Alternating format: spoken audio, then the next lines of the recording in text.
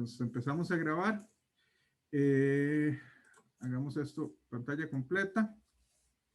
Y la vez pasada estábamos hablando sobre integrales de línea, pero no hicimos ningún ejemplo. Entonces, disculpen, es que me están entrando un montón de mensajes de WhatsApp, entonces mejor callo el teléfono. Y quería hacer un par de ejemplos como para darles una idea de cómo trabajamos en este caso.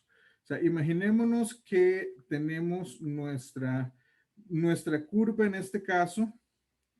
Va a ser el primer, la porción del círculo unitario, y asuman que eso es un cuarto de círculo, en el primer cuadrante, y lo vamos a estar, Dios mío, si es que aquí, claro, esta es una de las áreas que tiene.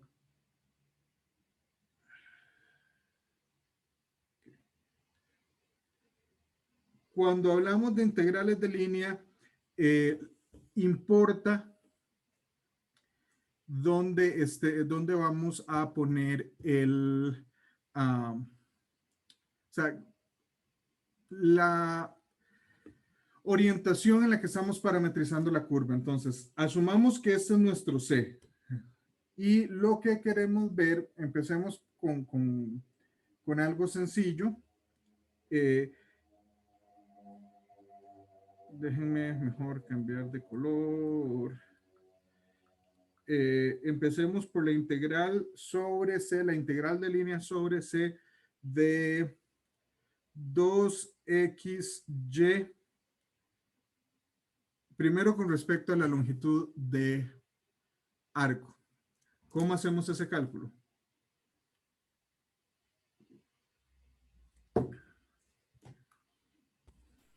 Yo pondría la longitud de arco, o sea, la parametrización de la longitud de arco. O sea, pondría de S es igual a coseno cuadrado, bueno, para recordarnos bien cómo decía.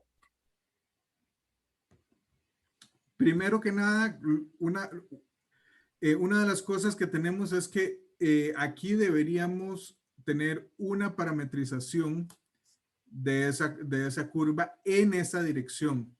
¿A alguien se le ocurre una parametrización para esta curva?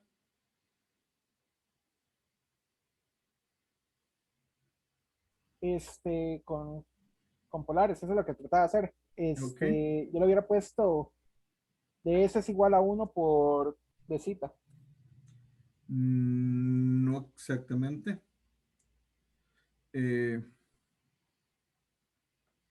Esta es una parametrización, R igual coseno de t en i más seno de t en j, y de dónde a dónde va t. Eso tenemos que empezar a pensarlo siempre en automático, cuáles son las cotas de nuestra parametrización. 0 pi medios. De 0 pi medios, correcto, porque estamos solo en el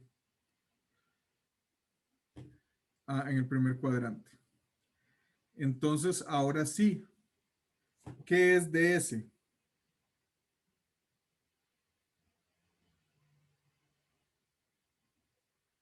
Bueno, recordemos que ds es la parcial de x con respecto a t al cuadrado más la parcial de y con respecto a t.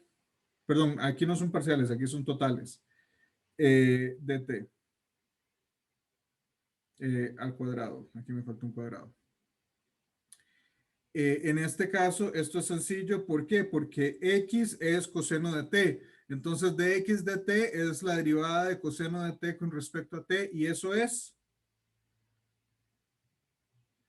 la derivada de coseno con respecto a t. Menos seno de t. Menos seno de t al cuadrado. Más y es importante que el signo está dentro de los paréntesis del cuadrado. Y dy dt es la derivada de seno. La derivada de seno es coseno. Entonces aquí me queda coseno de t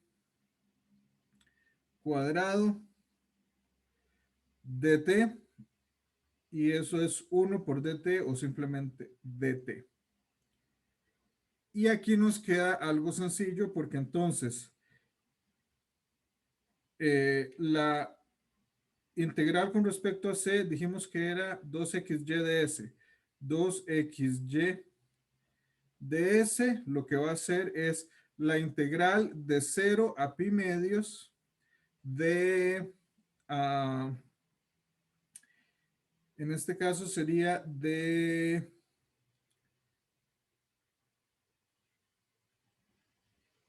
2 coseno de t seno de t dt. Podemos tomar este como nuestro du y este como nuestro u. Entonces tendríamos la integral de 2u du. Derivada del coseno en menos seno sería menos la integral de 2u du. Aquí permítanme, denme la libertad de no poner de no hacer el cambio de los límites de integración, porque va a quedar algo muy sencillo. En este caso nos queda menos u cuadrado medios.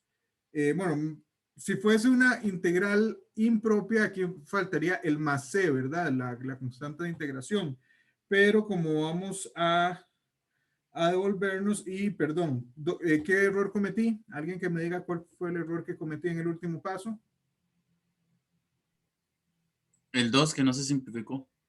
Correcto. Esto se simplifica con este 2 que tenemos al frente. O sea, la integral de u de u sí es u cuadrado medios, pero tenemos este 2 que cuando lo escribí yo me lo estaba comiendo. Entonces me queda menos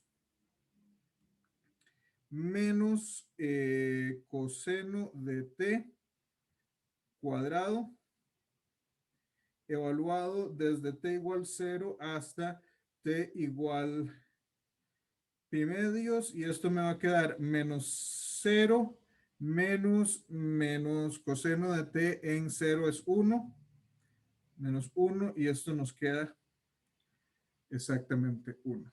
Entonces esta integral que tenemos es 1. Ahora,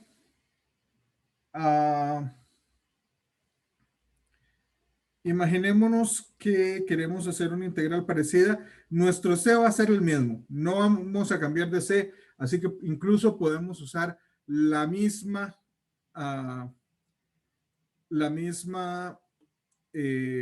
parametrización. Pero imaginémonos que ahora lo que queremos es la integral con respecto a la curva c de 2xy de x más x cuadrado más y cuadrado de y.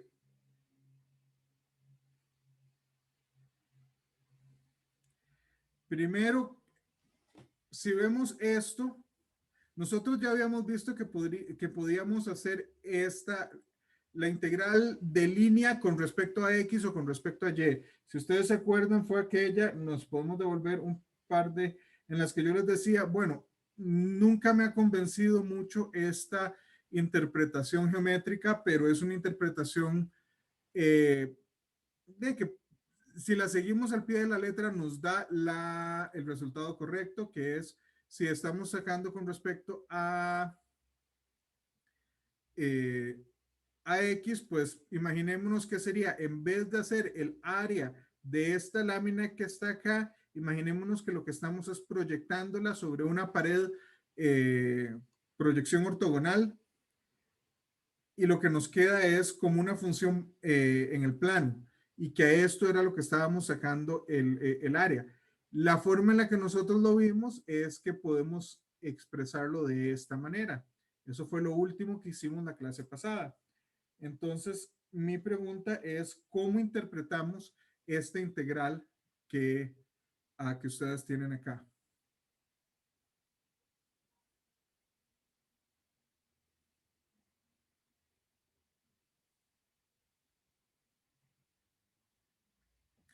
Primero que nada, la aditividad se conserva, entonces podemos interpretar esto como la integral sobre esta línea C de 2xy de x más la integral sobre la misma, sobre la misma curva de x cuadrado más y cuadrado de y. ¿Y qué haríamos en cada uno de estos casos? Acordémonos, R de t es coseno de t en i más seno de t en j, donde t está entre 0 y pi medios. Entonces, ¿cómo interpretaríamos lo que está arriba?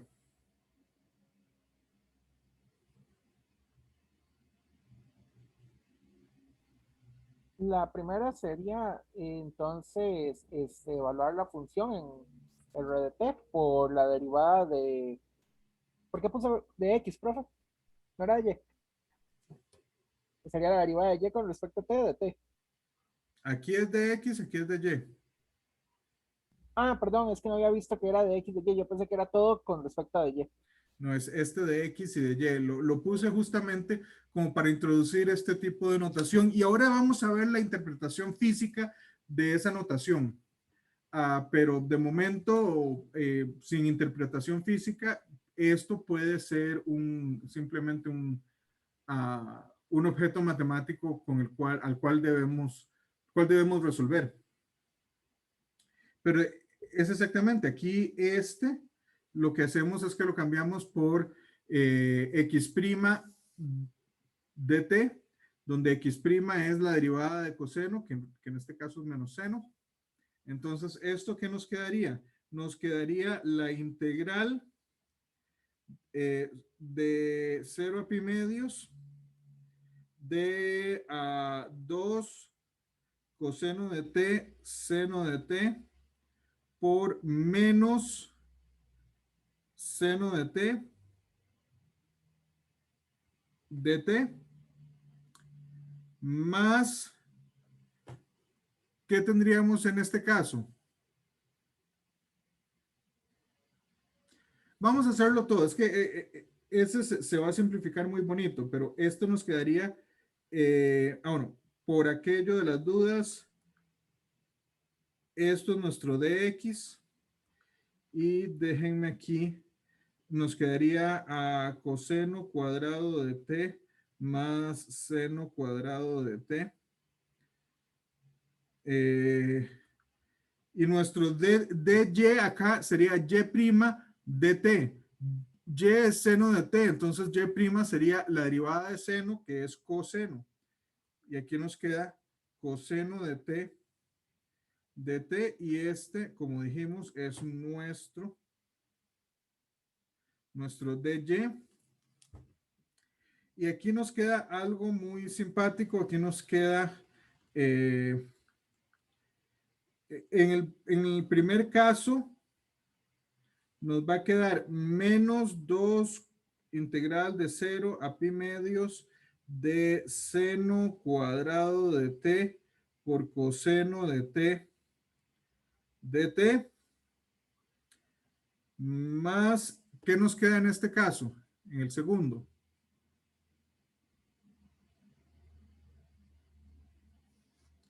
Veamos, coseno cuadrado más seno cuadrado.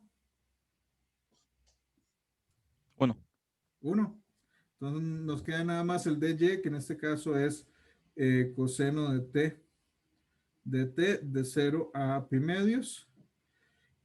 Aquí nuevamente podríamos, y agarramos otro color para que no se nos confunda, podría ser nuestro du y este sería nuestro u cuadrado, porque la derivada del seno es coseno.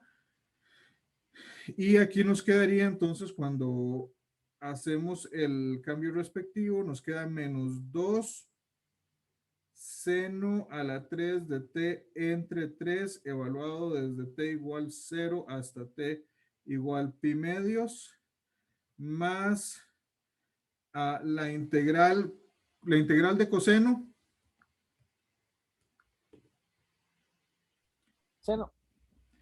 Seno de t evaluado desde t igual 0 hasta t igual pi medios.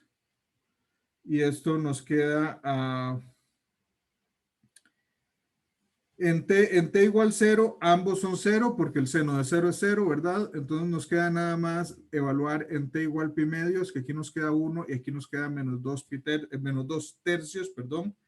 Menos 2 tercios más 1, que es lo mismo que decir 1 tercio.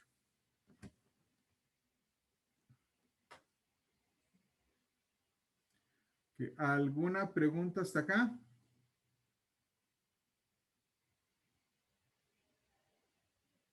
Sí, en la integral original, profe, ¿En esta o en la anterior? en este mismo ejemplo, pero el puro inicio del problema.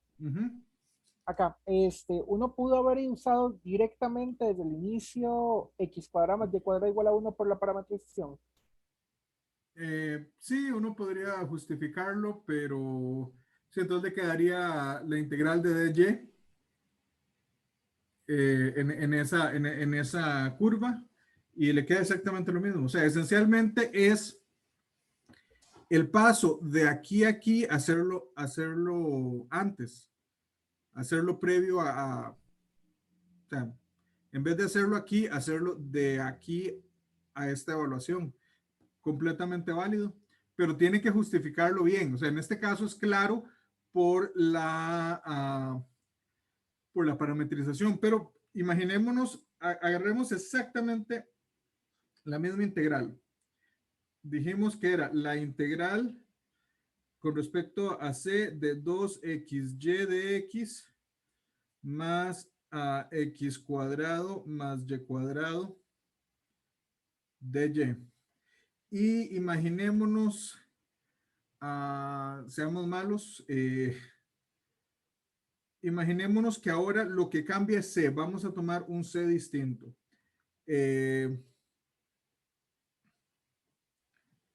Nuestro c en este caso va a ser interesante. Déjenme para introducir dos cosas al mismo tiempo. Okay.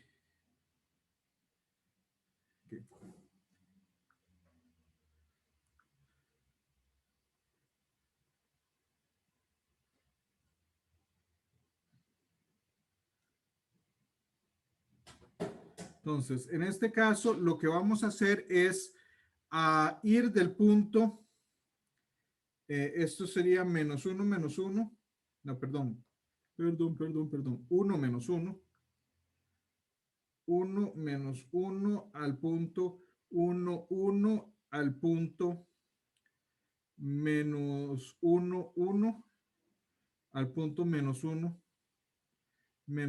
en esa dirección. Que aquí tenemos dos cuestiones distintas. Primero, esto no es una curva suave, sino que es la unión de tres curvas suaves donde el final de uno de ellos coincide con el principio del otro, ¿verdad? Y aquí ya no nos sirve este tipo de...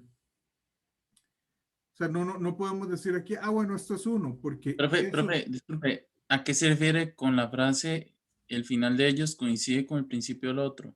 Ok, ¿qué sucede acá? Que este segmento, o sea, este segmento que tenemos acá, que es la línea recta que va del punto 1, menos 1 al punto 1, 1, que me faltó aquí cerrar el paréntesis. Este segmento sí es una curva suave. Uno puede parametrizarla de una manera sencilla, que es diferenciable, que es 2 veces diferenciable. Lo mismo pasa de este segmento que va de 1, 1 a menos 1, 1 también es todo segmento de recta es una curva suave. ¿Qué es lo que estamos diciendo? Que este segmento de recta, viéndolo en esta dirección, termina en el punto 1, 1.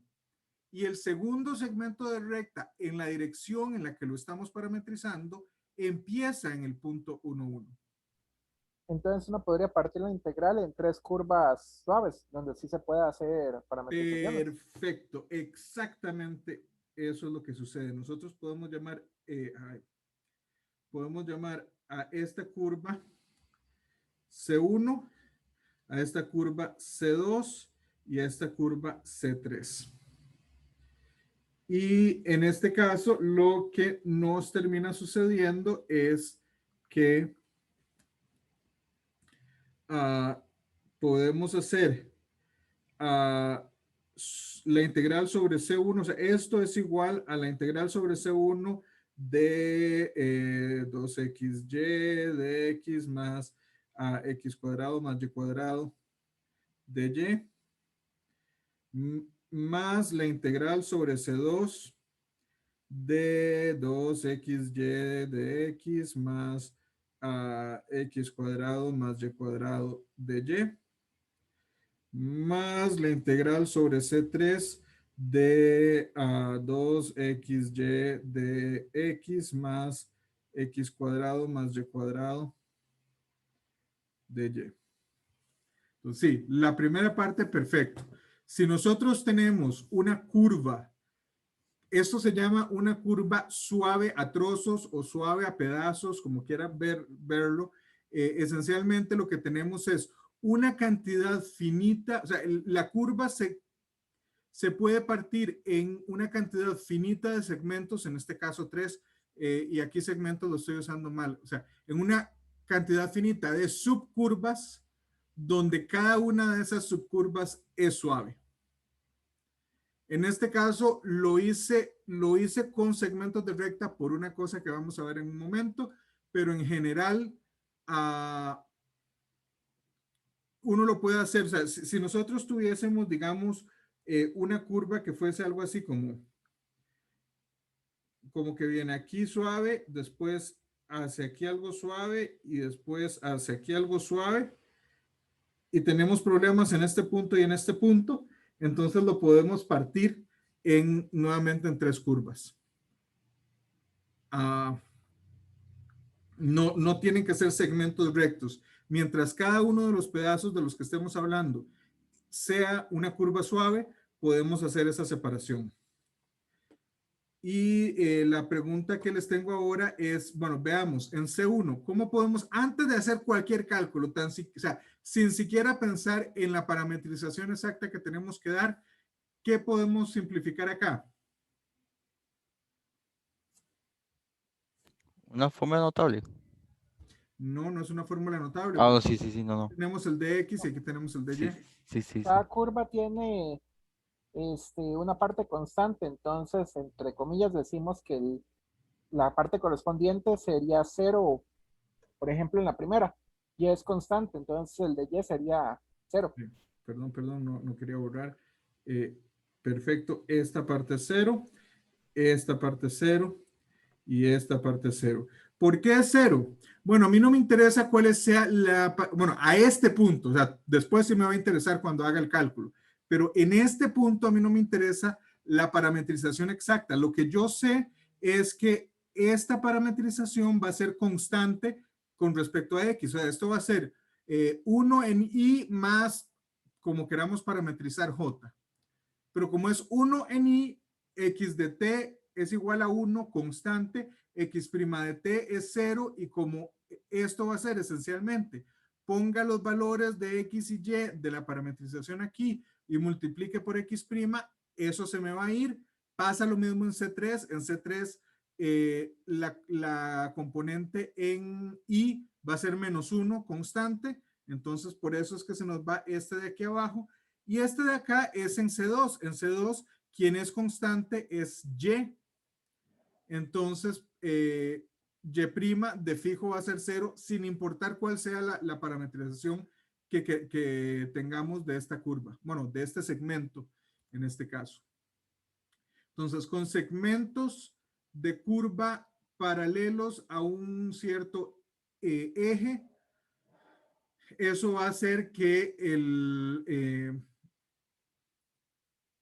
que la componente correspondiente se anule. Entonces, aquí lo que nos queda es bastante más compacto. Aquí nos va a quedar la integral en C1 de x cuadrado más y cuadrado de y más la integral en C2 de 2xy de x más la integral en C3 de x cuadrado más y cuadrado de y. Y pues aquí ya podemos fijarnos en cuál es la parametrización precisa que queremos. En este caso, ¿cuál sería la parametrización de C1?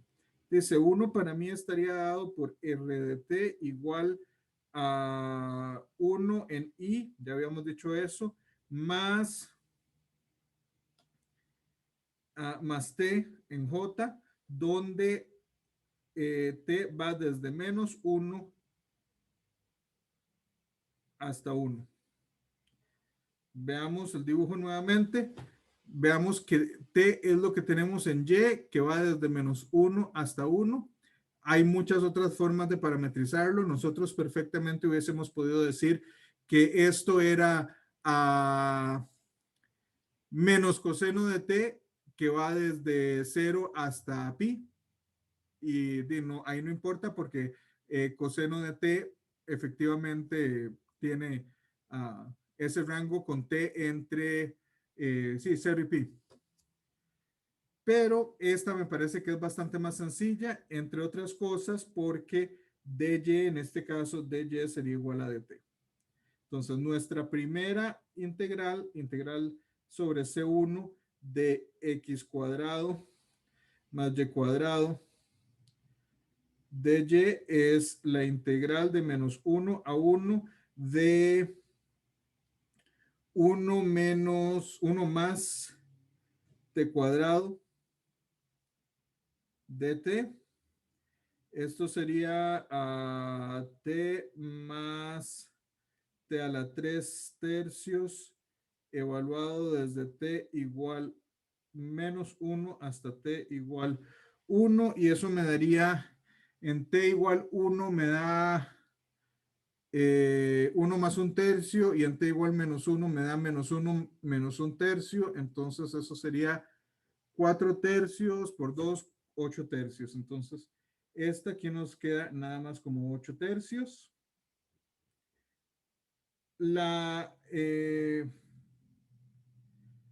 Voy a hacerlo acá de una vez, pero ¿cuál sería la parametrización de C2? Menos T en I y 1 en J con T menos 1 a 1. Perfecto. Entonces, la segunda, esta es la primera. La segunda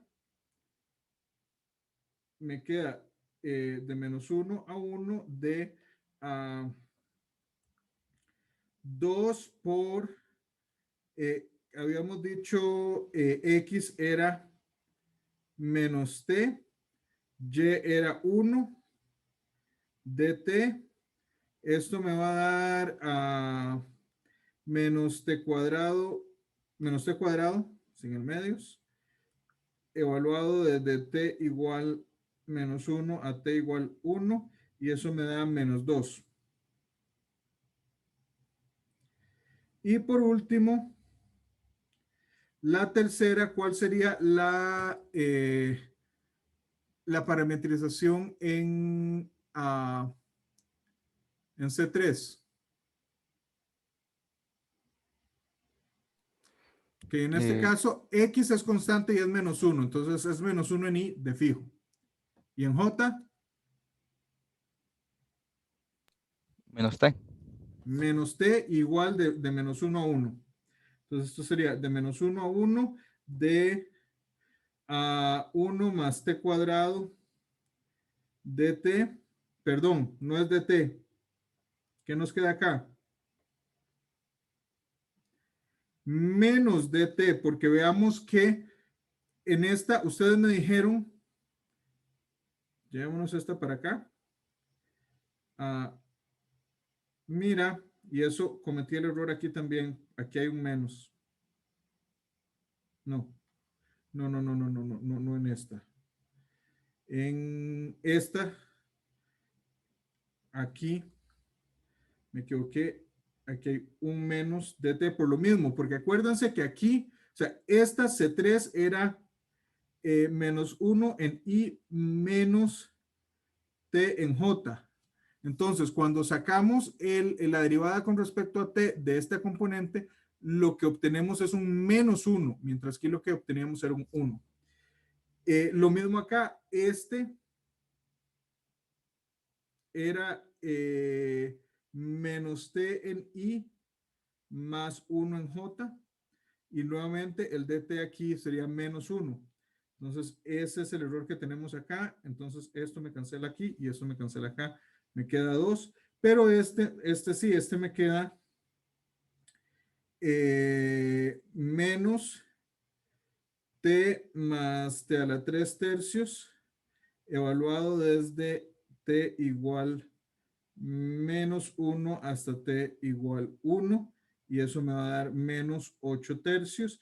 Y tenemos que sumar las 3. Entonces, esencialmente, tenemos que sumar estos 3. La respuesta me da 2. Porque este menos 8 tercios cancela a este 8 tercios positivos. Okay. ¿Alguna pregunta hasta acá?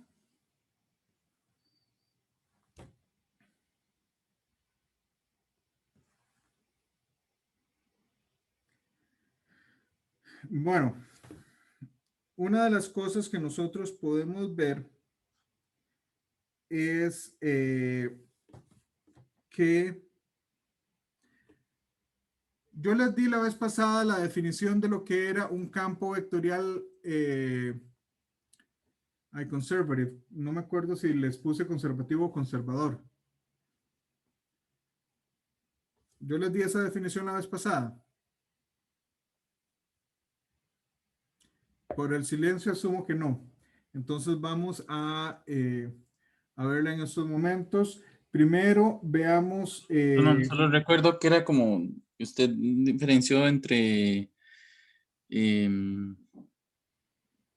una curva, la función vectorial y el campo vectorial, pero nada más está ahí, no como lo conservativo, que es lo que está hablando ahorita. Ok, entonces vamos a ver, de hecho vamos a ver 3 cosas ahí como rapidonas antes de ver un teorema. Déjenme ver qué hora tenemos. Ok, sí, yo creo que sí tenemos suficiente tiempo. Bueno, lo primero es algo que no... Profe, ¿Sí? solo llegamos a ver, digamos, ecuación de Laplace, pero creo que usted en ese momento iba a decir campo conservativo y cambió de tema a integral de línea. Ok, no nos preocupemos, entonces podemos verlo nuevamente o podemos introducirlo ahora. Pero lo primero que... ok, vamos por partes. Primero, una definición.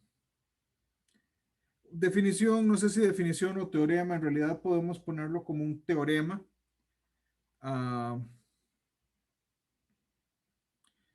Pongámoslo, de hecho, como un teorema, pero en realidad se puede probar. Ok. Si menos C representa la curva C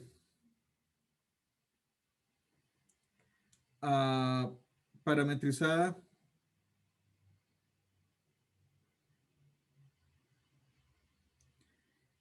en sentido inverso,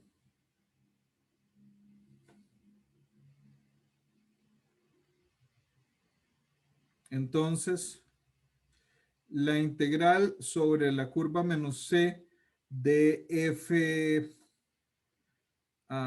de xy, y esto se extiende a cualquier dimensión. ds es igual a menos la integral sobre c de f de x, y, ds. Y aquí el ds lo pongo por poner alguno. Es lo mismo que pongamos aquí dx o dy, siempre y cuando sea el mismo en los dos lados, ¿verdad? O sea, cuando hacemos una integral de línea con respecto a cualquiera de las posibilidades que hemos visto y tenemos esencialmente la misma curva, o sea, aquí tenemos esta curva parametrizada para este lado y aquí tenemos la misma curva pero parametrizada para el lado contrario. Lo que este cambio de parametrización nos hace es precisamente hacer este cambio de signos. De manera rápida, ¿alguien me puede decir por qué? ¿O por qué se imaginan que es así? Sin hacer o sea, ustedes pueden llenar los agujeros y escribir la prueba con más detalle, pero ¿qué se les ocurre que suceda en este caso? Yo diría que por el RDT, el nuevo RDT pasaría a ser menos el original. Correcto. Cuando hacemos esto y lo ponemos en una dirección, acordémonos que el ds va a ser raíz cuadrada de x' cuadrado más y' cuadrado cierra por dt. Y cuando hacemos este cambio de dirección, ese dt me va a cambiar de signo. Igual si lo hacemos con respecto a x, podemos hacer la parametrización de aquí de a a b y es x de t en y de t en j. Y de aquí a aquí podemos usar la misma, pero la parametrización sería x de b menos a menos t, y ese menos t sale como un menos cuando tomamos la derivada. Entonces, ustedes pueden llenar esto, pero esencialmente, o sea, es una prueba muy sencilla. Pero en este caso, ¿qué es lo que estamos diciendo? Podemos en realidad tomar cualquier, o sea, si una parametrización nos queda más sencilla hacerla de una manera, todo lo que tenemos que acordarnos es que si esa parametrización más sencilla va en una dirección que no nos conviene, pues todo lo que tenemos que hacer es poner un menos adelante y el resultado va a ser el correcto. Ahora, una cierta definición que nos hace falta, bueno, dos definiciones.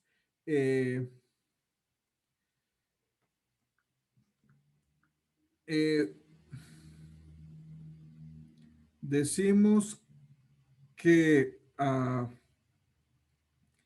si F, un campo vectorial,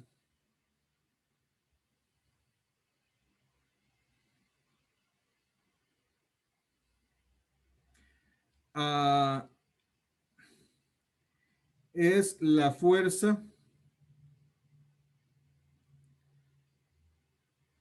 aplicada a una partícula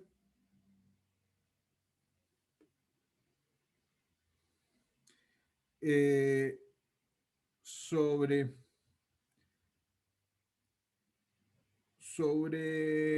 la curva C. Esta curva C nuevamente asumimos que es una curva suave o al menos una curva suave a trozos. C parametrizada por RDT.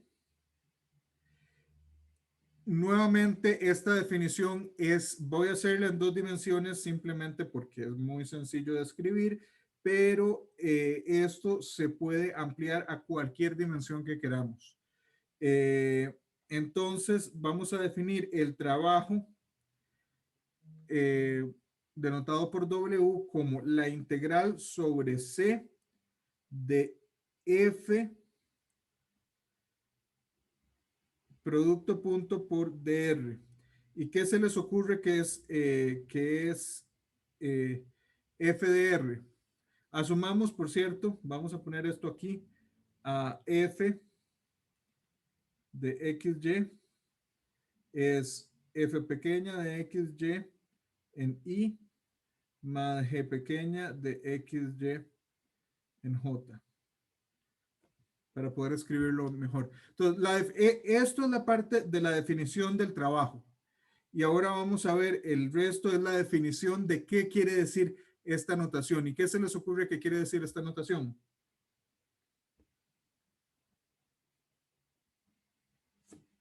Bueno, esa es la integral sobre C de f de xy de x más g de xy de y. Evidentemente, si fuese, si estuviéramos hablando en 3 dimensiones y fuera x, y, z, o sea, f vector x, y, z igual a f x, y, z en i más g x, y, z en j más h x, y, z en k.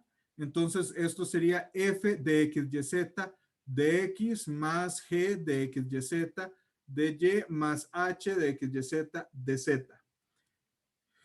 Y ahí para adelante ustedes se imaginarán, es claro lo que vamos, cómo lo vamos a seguir generalizando.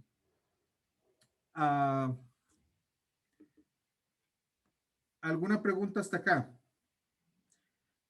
Vean que esto es justamente en el ejemplo anterior y tras anterior, esta notación que estábamos viendo acá viene justamente de esto. O sea, en este caso estamos diciendo que, que nuestro F, fuerza, campo vectorial de la fuerza, va a ser 2xy en I más x cuadrado más y cuadrado en J.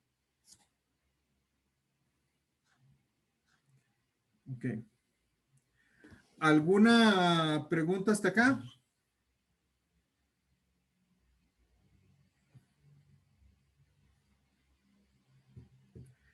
Muy bien. Veamos, por el tiempo creo que les voy a dar 2 teoremas.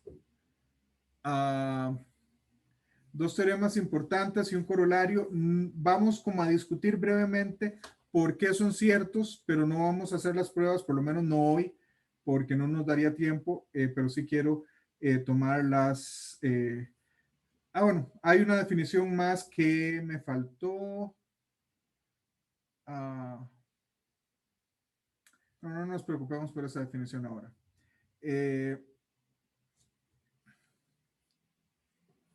Okay.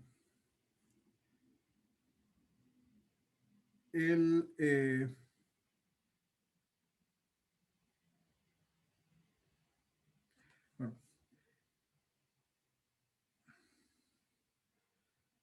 F,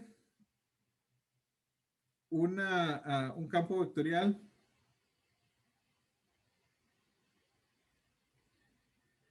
nuevamente, en este caso lo vamos a pensar en 2D, pero generalizable.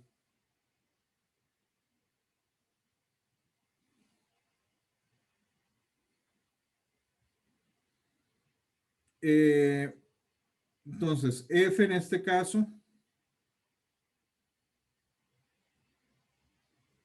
es F de XY en I más G de XY en J.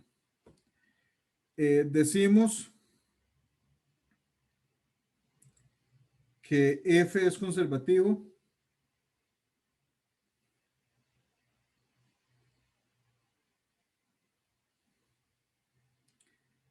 si existe una función phi de, en este caso R2, pero en general Rn, ¿verdad? A R diferenciable tal que el gradiente de phi es exactamente F.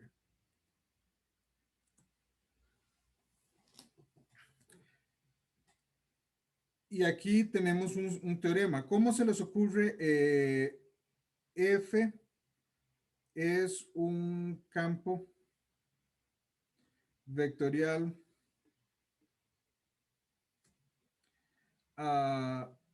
conservativo.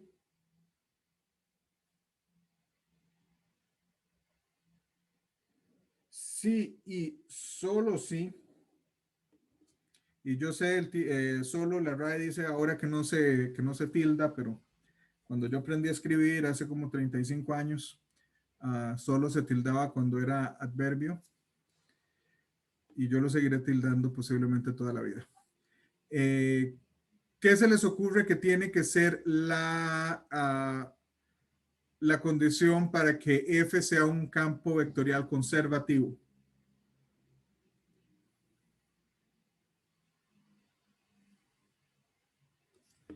Y por aquello, acordémonos que estamos representando F como F en I más G en J.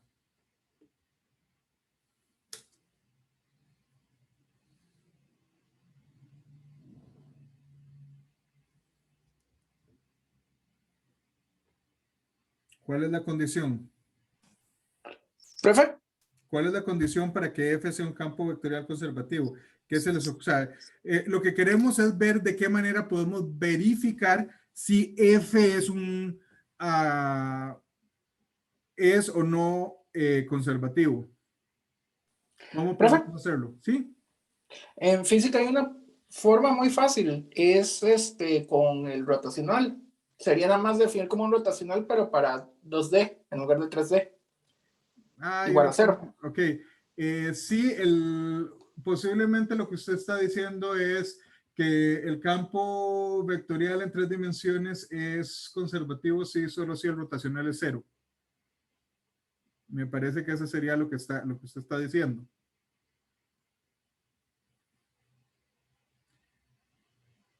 Sí, así es. Ok. Bueno, ¿qué es el rotacional? Acordémonos. Bueno, podemos irnos hacia atrás y ustedes están en lo correcto. Esa es la generalización a 3 dimensiones, pero vamos para atrás a ver dónde era que lo teníamos, el rotacional. Ecuación de Laplace, no, el rotacional estaba antes, yo creo. El rotacional es este. Entonces no tenemos H, entonces no tenemos ni esta, pero sí tenemos F y G. Esencialmente estaríamos hablando de esto, que sería como poner H igual 0, en cuyo caso todos estos serían 0. ¿Qué sucede en este? ¿Cuándo es ¿cuándo es esto 0?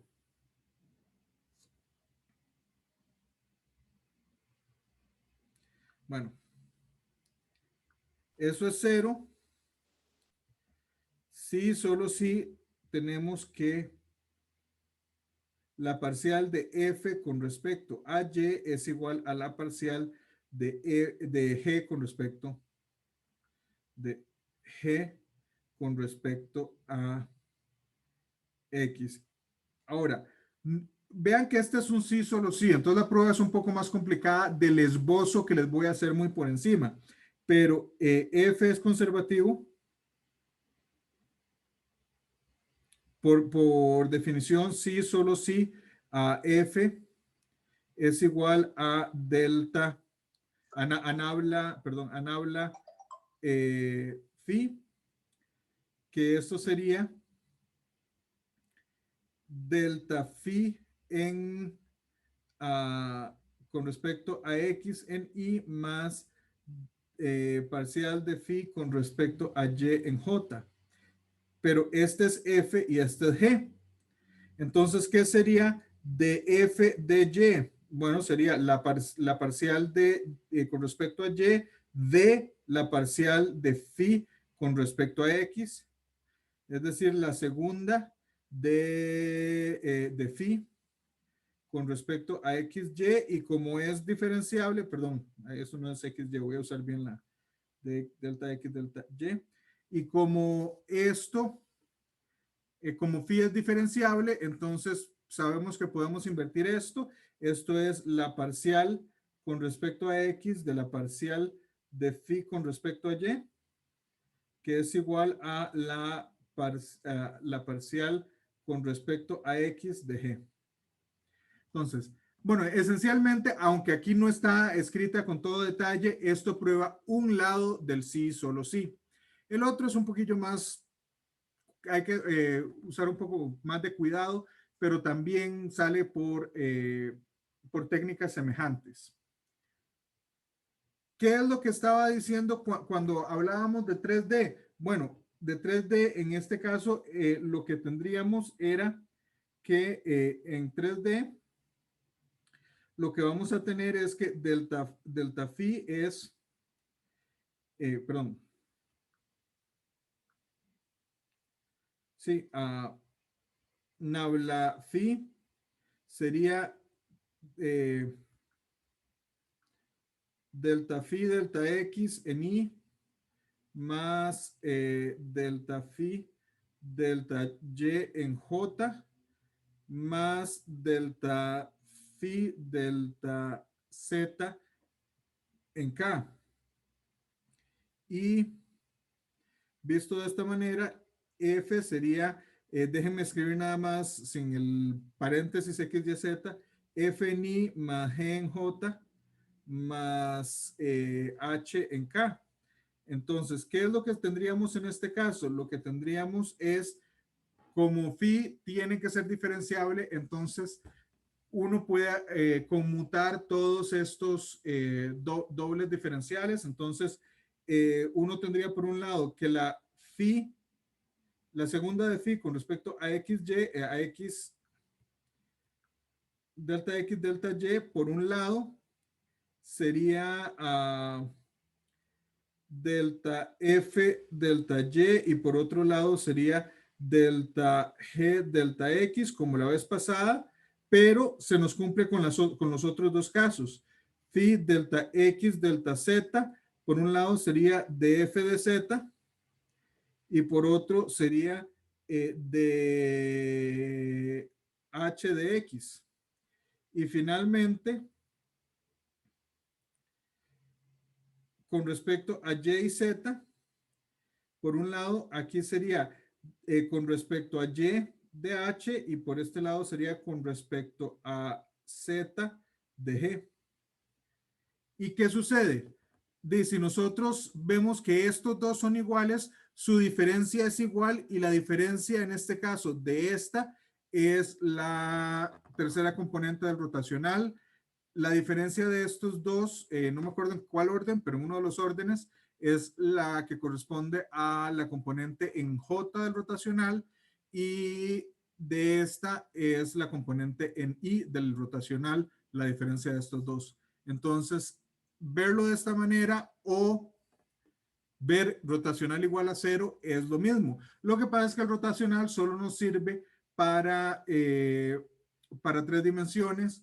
¿Qué sucedería si estamos en 4 y tenemos que las componentes son f, g, h y digamos k? Entonces tendríamos df de x1, df de x2 sería dg de x1, df de x3 sería dh de x1, df de x4 sería dk de x1 y así sucesivamente. El problema es que ahí, o sea, pasamos de 1 a 3 y de este caso sería 3 es porque es 3 escoja 2, el otro sería 4 escoja 2, que eso sería 6 y la siguiente sería 5 escoja 2, que sería 5, 10, 30. Entonces el número de comparaciones va creciendo de una manera casi factorial con respecto al número de variables, pero usualmente uno a mano difícilmente usa cosas de más de 3 dimensiones. Así que tenemos que preocuparnos del concepto, pero hoy por hoy no nos tenemos que preocupar tanto con respecto a los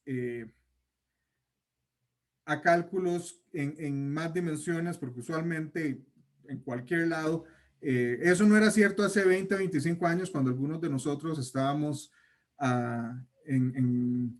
de estudiantes, pero ahora, o sea, en los últimos 25 años, la capacidad de cómputo ha aumentado tanto que un día de estos vi que alguien hizo una comparación que decía que un Apple Watch un Apple Watch 2020 tenía más o menos la misma capacidad computacional que las mejores 3 supercomputadoras de 1993, para que se hagan una idea de cuál es la comparación en las capacidades computacionales conforme avanza el tiempo. Pensaba enunciarles otro teorema, pero se nos necesitaría por lo menos unos 10 minutos para enunciarlo con un poco más de calma. La prueba sí es sencilla, entonces mejor dejémoslo para empezar la próxima semana con el teorema de... hay muchas formas de verlo, hay gente que lo llama teorema de conservación del trabajo o teorema de la independencia del camino, que esencialmente dice que si uno tiene un campo vectorial, un campo vectorial conservativo y usted quiere calcular el trabajo hecho sobre una curva que empieza en punto A y termina en punto B, es lo mismo que usted lo haga con respecto a cualquier curva, incluyendo la línea recta entre A y B. Pero eso lo dejaremos para la próxima clase. ¿Alguna pregunta hasta acá? Bueno, si no hay preguntas, entonces podemos quedar acá y nos vemos en 20 minutos para las clases, perdón, consulta. Y bueno, hasta el lunes. Gracias, profe.